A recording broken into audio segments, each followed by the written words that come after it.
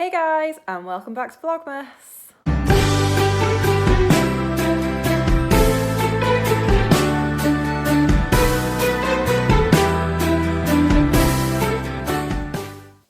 So today's video is going to be a gin review of the small little gins that I've been getting in my advent calendar so far. I have 7 here. I'm just going to film them all in one video. I'm also going to try and go on to the Gin Distillery's website so I can give you a little brief brand history and tell you a little bit more about the gin. So on day 1, I got this Edinburgh gin from the Edinburgh Gin Distillery. It was the pomegranate and rose liqueur. It's made in Scotland, obviously, and this is a 20% alcohol one because it's a liqueur. Okay, so here is a little bit about the Edinburgh gin. So Edinburgh Gin, distilling an art form. Since 2010, Edinburgh Gin has been committed to the art and science of distilling and creating innovative, award-winning gins. Based in Scotland's capital city, we are ever inspired by its gin-making heritage and of its position as a global light, a home of scientists, artists, philosophers and inventors. As a small batch distiller, we produce a dynamic range of gins for every occasion, and we're dedicated to guiding people's discovery of the modern-day gin experience. Every bottle of Edinburgh gin is produced at our West End in Leith distilleries. The city of Edinburgh and Port of Leith have had an illustrious history of producing, importing and exporting gin that dates back to the first gin craze of the 1700s. So on their website, they're showing you like a multitude of the different gins that you can get. So they've got their classic Edinburgh gin, they've got a rhubarb and ginger gin, they've got a bramble and honey gin, frankincense and myrrh gin. That sounds very festive. Now, why wasn't that in my Christmas advent calendar? You would have thought they would have put that one in, right? Lemon and jasmine gin, seaside gin. Now, seaside gin is something that I've experimented with in the past, and I'm very interested to try it again. We've got the 1670 Royal Botanic Garden Edinburgh gin, Cannonball gin, mulled gin. Again, that could have been in my advent calendar as well, would have been more festive than pomegranate and rose. Blackcurrant and anise gin, strawberry and pink peppercorn gin liqueur, orange blossom and mandarin liqueur, rhubarb and ginger liqueur, pomegranate and rose liqueur, raspberry liqueur, plum and vanilla liqueur, goodness me, apple and spice liqueur, elderflower liqueur. Well, the elderflower ones are right up my street. So the pomegranate and rose liqueur, available in 20 centilitres and a 50 centilitres. A delicately sweet liqueur, abundant with floral aroma. Inspired by the dusky evenings in the Orient, our pomegranate and rose liqueur is a light and fragrant, evocative of sugar-dusted Turkish delight. So 1, the nose, soft floral notes with a sweetness and light citrus finish. 2, the palate, candied with juicy fruit-filled flavours and a touch of zest. The finish, a lingering flavour of rose balanced by the tang of a lively fruit of the pomegranate. So signature botanicals, so pomegranate, damask rose, orange peel, mulberries, lavender and lemongrass. And then it just gives you a few cocktails which they would recommend that you would put it in. So my first impressions when I opened this gin was that I wouldn't enjoy it because it was a gin liqueur. I really wanted like a 40% gin.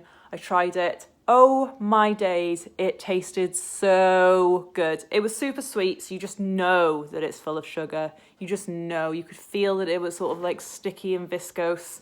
It was lovely. I would definitely have it again, but I tend to want, if I'm having a gin, it's because I want like the nice kick or the feel of alcohol in my throat.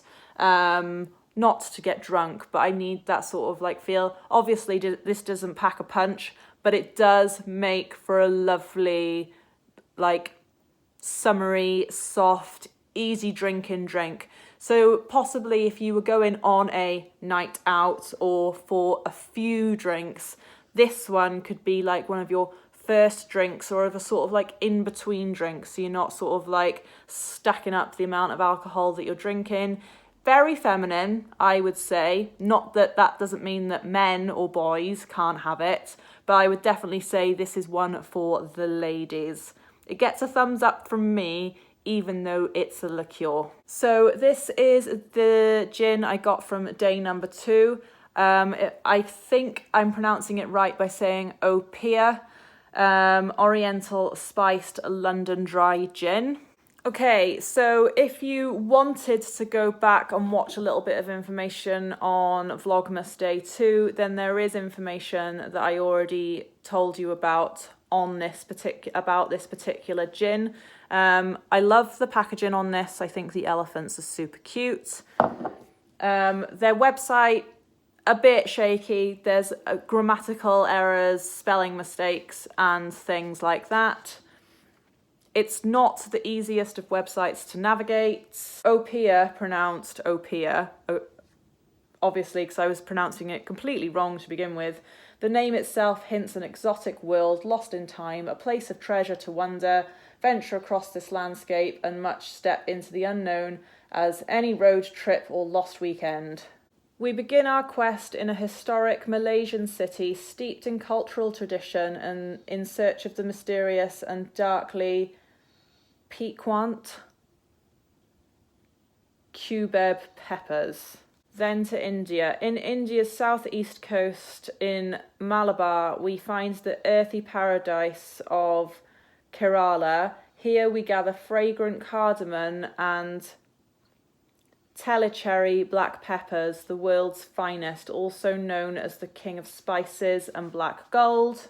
We make the long sea journey from India to Turkey for its earthy, spicy cumin seeds and the distinctive nutty, peppery notes they bring to our Opia Oriental Spice Gin. Then they're off to Venice. Here we are where we load our perfumed cargo of precious juniper, whose distinctive peppery bite lends gin its characteristic taste. Next set sail for Morocco, and the fresh, zesty note that is famous coriander lends our gin. We pause to load Spanish oranges, prized for the fragrance of their peel and balance in sweetness this lends to spices. Then they come back to England with all their goods.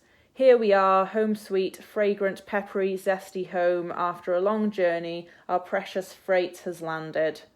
Here at England's oldest gin distillery, our master distiller adds the exotic spices and botanicals we have gathered to the copper pot still and creates Opia, a unique gin with citrus notes balanced with earthy aromatics and warm, soft spices. So, tasting notes for the nose, a rich oriental spice gin with a smooth perfume and sharp bursts of citrus. Key notes of cumin and cardamom provide a warm, earthy background balanced with the grapefruit peel. Taste, soft camphor, some sweetness and oriental spices create a warm mouth feel that lingers and does not increase intensity. Finish, the long length of soft, cracked black pepper and spice. So that's about the gin.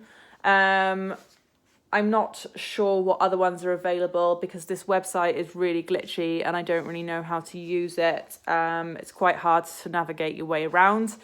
I really enjoyed receiving this gin because I've never heard or seen about it before. It's a 40% gin. It was, I would say, a really smooth gin. It went down quite subtly. I didn't really get any of the flavours that I've just described. I didn't really smell any of the smells that I've just described either. It was pleasant. It's probably not something I would go for again. If it was given to me, I would totally drink it because it was nice, but I wouldn't go and purposefully seek it out. It didn't give me that nice slip down the throat feeling that I'm after. Which I guess is a rather particular preference. It's more something that a whiskey drinker would search for rather than a gin drinker. but I didn't feel like it was like giving me the kick or the relaxation of a gin or the type of flavour that my palate likes. I mean, just smelling it in the bottle, there's nothing really, you have to smell really quite hard. There's nothing there really to say that it's sort of like an oriental spiced. It's very, very subtle, those flavours. And to me, it just tasted like a sort of unflavoured standard gin, which was slightly disappointing. So gin number 3 was from Sipsmith, and it was the orange and cacao gin, which was a 40% gin. It was something I wasn't quite sure about trying. My preference is for plain gins rather than flavoured gins, but nevertheless, I gave this a go. So the Sipsmith website is particularly easy to use, set out lovely. The photography on it is out of this world. It all began in 2009 in a tiny workshop in Hammersmith, London. 2 childhood friends, Fairfax and Sam, had an unwavering belief in things well made, the way they used to be, the way they should be. They set up London's first traditional copper distillery since 1820. Their mission was simple: to bring London dry gin of truly uncompromising quality and character back to the city, where it first earned its name. Every bottle of Sipsmith is handcrafted and genuinely small batches. Every drop of every batch is lovingly laboured over by hand by our dedicated distillers. No regimented timings, no automatic cuts, just craftsman's flair and passion for gin well made. We believe this is the only way to craft spirits of this quality. So Sipsmith was a brand of gin that I have tried previously. I had tried the original dry gin, London dry gin, when I was in London with Claire when we went to the theatre. It was like an easygoing gin. It wasn't like one that you felt the kick of, which is something that I now know that I quite like. It was I would say if you're like the idea of drinking gin and you're sort of wanting to drink gin for the first time, Sipsmith is probably like a good place to start because it doesn't feel like it's very strong. So they've got a normal London dry gin. They've got lemon drizzle gin, which sounds right up my street. They've got VJOP gin, so that stands for a very junipery overproof gin. So basically it means that it's more than 40% alcohol, probably export strength. They've got a slow gin. They've got the orange and cacao gin, which is the one that I've tried. They've got a London cup, so a reimagining of the traditional gin cups in the 1800s. And that's like their main body of gins. So let's go on to the one that I tried. It's zesty, it's chocolatey, and it's unmistakably junipery. Citrus gins have been around for centuries, but this modern take is also inspired by the popular flavour combination of chocolate and orange. Here, we dial up the juniper and use in an age-old tradition, sweetened with plenty of licorice. Next, we add an array of botanicals from orange blossom to cacao nibs before resting the gin on fresh orange zest for a wonderfully complex citrus gin. So I didn't think that you would be able to taste the chocolate in this. Like most chocolate flavoured stuff, I'm not a massive fan. This definitely tasted orangey and it definitely tasted chocolatey and it was lovely. You could definitely taste both notes coming through. Claire, I'm talking to you directly right now. I definitely think that you should try this. I definitely think that you will like this. Just with a sort of like a plain diet tonic water. I say diet tonic water because it has less flavour than your normal tonic water, so it really lets the flavour of the gin come through. That's why I prefer to have diet drinks anyway, but it's also better if you want to taste the flavour of the gins as well. This was lovely. It was so nice. I didn't think that it would be my jam, but it's super subtle. It doesn't really give you that kick. It's for first time new gin drinkers or gin drinkers that don't really want that kick or the feel of it coming down their throat or whatever. It was sweet, but not ridiculously sweet. The orangey wasn't sort of like a sharp citrus orange, and the chocolate wasn't like a dairy milk bar. So you don't expect a dairy milk flavour and don't expect a real tang of citrus, because you're not going to get that. It's like a sweet, soft orange and a mild, delicate form of chocolate. Perfect. The blend of this is spot on. They've got both notes. Great. It's absolutely perfect. I definitely would have this one again. So I said at the beginning of this video that I had 7 gins to review. I'm literally going to stop this after this 4th gin because I feel like this video is going to be too long, which is what my original plan was. So this gin is the Lakes. So the Lakes Distillery, I think, is the name of the brand. We'll look in a minute. And this is their slow gin liqueur. And this is a 25% alcohol liqueur. So a bit of background. My first ever experience of a sloe gin was one that I had homemade myself with sloe berries that I had picked from my auntie's farm and frozen, and then obviously made my own gin. It was lovely. It was really sweet, obviously, because you have to make it with a lot of sugar. My next sloe gin experience was a bottle of Gordon's sloe gin. I did not like it. It put me right off sloe gin. So when I opened this, I was really like, I'm not really sure if I want a sloe gin liqueur. It's not really my thing.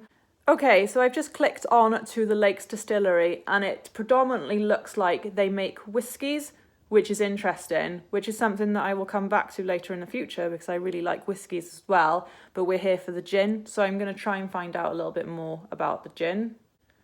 The inspiration of our art is nature. The Lakes has long been a crucible for creativity, a place in which the imagination can flourish. It isn't preserved in aspic, a place of nodding daffodils and naughty bunnies, but a challenging place. That's referring to Peter Rabbit, by the way. If you didn't know, Beatrix Potter lived in the Lake District.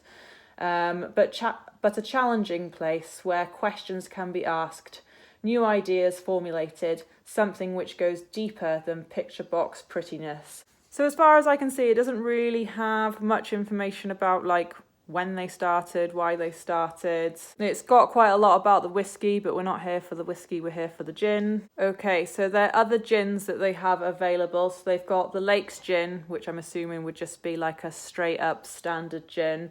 The Lakes Explorer gin, which comes in very nice packaging. The Lakes Rhubarb and Rosehip gin liqueur, that sounds incredible. The Lakes Elderflower gin liqueur, sounds incredible. The Lakes Damson gin liqueur, sounds incredible. The Lakes Slow gin liqueur, now I know is actually incredible. So those are the gins that you've got on offer. So you've only got 2 straight up gins and then 4 gin liqueurs. This was lovely. It was super duper sweet, which is nice for a change. It's not my preference, but I am enjoying them. I say, I'm not a massive fan of them. I am a fan of them. They're just lower down on my list. I really enjoyed this. It had a little sort of like purple hue in the glass when you filled it up.